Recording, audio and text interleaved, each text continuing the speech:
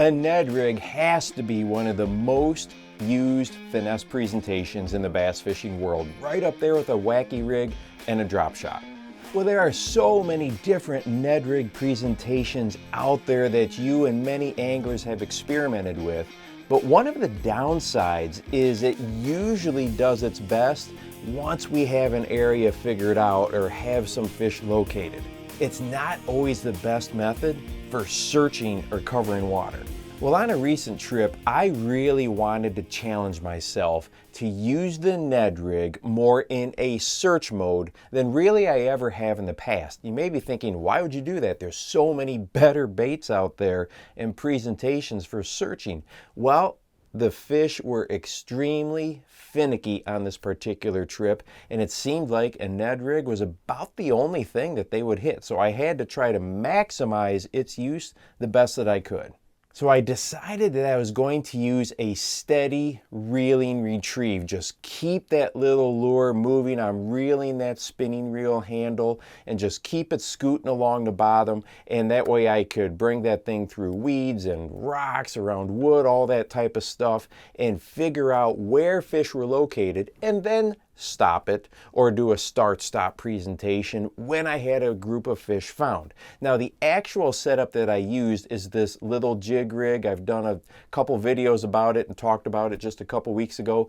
Basically, it's a miniature scaled down Jika rig, but what I really like about it is the hook is Texas rigged, so as I'm coming through those different types of cover, it doesn't get snagged up, and I can just drag it and move it along, feel a stick, bring it up and over, feel a clump of weeds, pull it right through, and I have the confidence that most of the time it's going to stay free of debris. And the other thing I was really trying to imitate is recently in the last few months I have seen multiple times bass really rooting stuff off of the bottom, or actually swimming through the water column with weeds in their mouth from something that they have picked off the bottom. So I thought if I could bring this Ned Rig a little bit quicker and not worry about if it started to get bound up in some vegetation or move through some cover, that it was going to attract the attention of bass that are in the area, and their natural curiosity was going to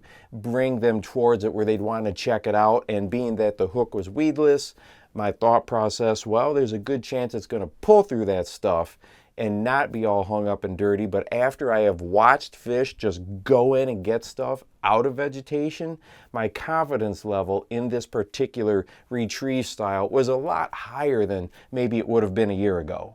Now, if your waters mainly have a rocky bottom composition, well, then a traditional Ned head is going to work really well for this steady dragging retrieve. And I'll tell you, this little lure just scooting across the bottom caught a lot of fish for me over 3 days. As a matter of fact, it was the only lure that I caught fish on. If you haven't tried just a steady reeling retrieve, maintaining bottom contact and scooting that lure along the bottom, go ahead and give it a try and see what you think. Let me know how it works for you. And hey, if you want to watch a video that talks about a huge mistake we often make when we're fishing lily pads, go ahead and check this one out right here. And make sure that you go out and encourage someone today. You never know how you might just change their life. For the Bass Fishing Life, I'm your host, Steve Rogers.